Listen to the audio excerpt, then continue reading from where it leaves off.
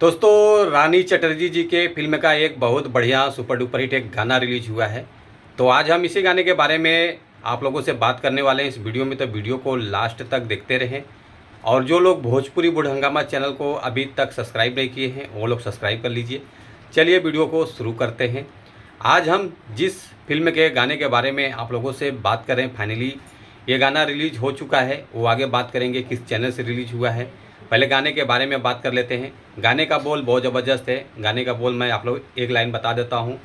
छोटी छोटी बच्चा हमनी के, जो कि इस गाने को गाया है काजल राज जी, जो कि काफ़ी अच्छे ढंग से इन्होंने इस गाने को प्रस्तुत किया है।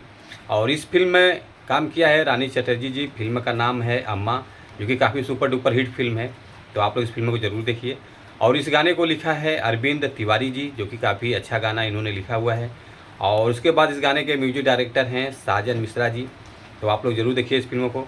और इस गाने के रिस्पांस के बारे में बात कर लेते हैं, जो कि गाने का रिस्पांस जो आया हुआ है, 14 घंटा हो गया है गाने को रिलीज़ करके। 14 घंटे में 16,000 व्यूज़ आया हुआ है, लाइक 85 आया हुआ है और कमेंट 6 आया हुआ है।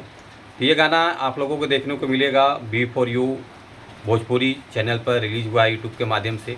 तो आप लोग जाकर देखिए और चैनल को प्यार दुलार आशीर्वाद दीजिए और गाने को भी सपोर्ट कीजिए।